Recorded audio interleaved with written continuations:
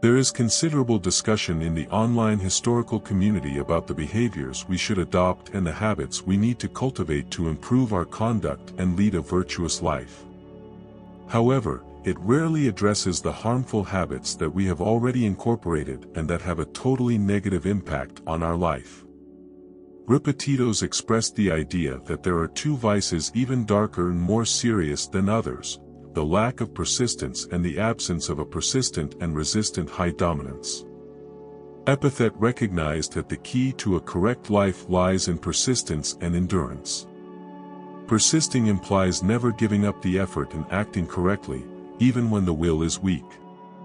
It means developing new ways of acting that promote continuous improvement. Creating good habits is not an easy task, therefore requiring perseverance. The other key is resistance, which involves avoiding temptations and bad habits that can harm us. In the following video, I will cover 6 habits present in our daily lives that we must avoid if we want to live fully and happily. Before starting, I would be immensely grateful if you would leave your like in the video, because this way you will be contributing to this philosophy reaching more people. If you don't want to miss any videos, subscribe to the channel and turn on Tinkerbell. First habit.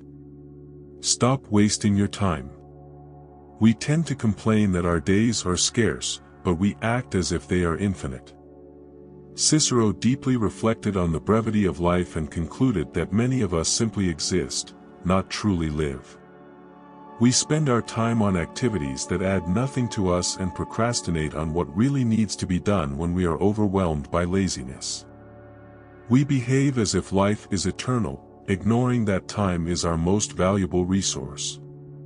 Nothing guarantees that we will be alive tomorrow or in a position to achieve what we want. In the words of Marcus Aurelius, we could cease to live at any moment. Let this guide your actions, words, and thoughts. Allow this reflection on time to influence you not to waste it and to value it in the way it deserves. The starting point for building a meaningful life is to start taking seriously the time we have available. Second habit, abandon emotional attachment to things. As thinkers of the past advocated the importance of learning to let go not only physically, but also emotionally. If you have made a mistake in your life, do not torture yourself for it. Learn from the experience to avoid repeating it. Guilt and regret do not contribute positively. Although it is not wrong to feel these emotions, they serve to make us aware of our mistakes. Once the misconception is understood, we learn from the situation so as not to re-offend. We must not allow these emotions to persist and torment us, as we all make mistakes. Don't suffer excessively for them, instead, constantly look for ways to grow from these experiences. Third habit. Stop procrastinating. Marcus Aurelius expressed in his Meditations the idea that you could accomplish something positive today, but choose to do it tomorrow.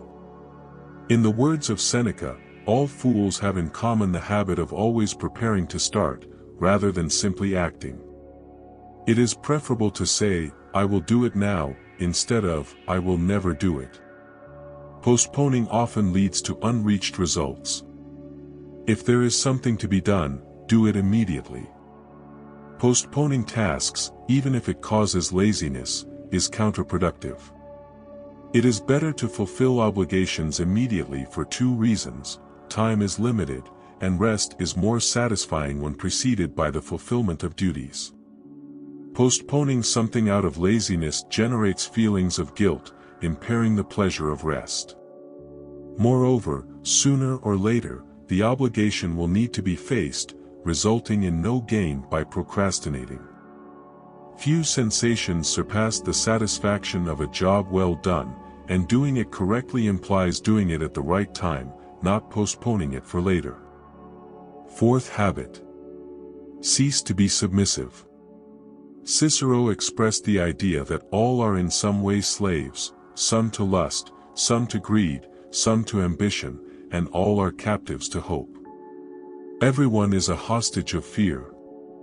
There is no servitude more degrading than that which we voluntarily accept. Cicero was correct in stating that we are often enslaved by something, often without being aware of it.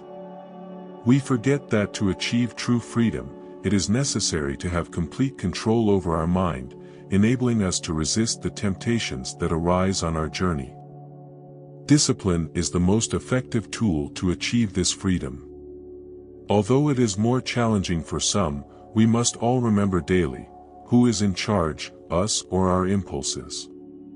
As Epictetus said, no one is truly free unless he is master of himself. Fifth habit. Don't be satisfied with mediocrity. Strive for excellence in every endeavor of your life. When you do something, ask yourself if you did your best. When reflecting on its trajectory, it is possible to realize that in many situations we do not offer our maximum. The question to be asked is, why do we devote effort to something that does not deserve our best, and if it does, why did we not give our maximum? Do this self-analysis in all your activities, always striving to give your best. Although we do not have absolute control over the success of our actions, over victories or defeats, or over the recognition we receive, we can always control the quality of our effort. However, we have the power to try our best and offer our best in all our endeavors. Everything that is beyond our control should not occupy our attention, since conforming to mediocrity when we have the ability to accomplish something extraordinary is counterproductive. Sixth habit. Don't let anxiety take over. In his Meditations, Marcus Aurelius recorded the following: "Today I escaped anxiety, or rather dismissed it, because it was within me, not in external events."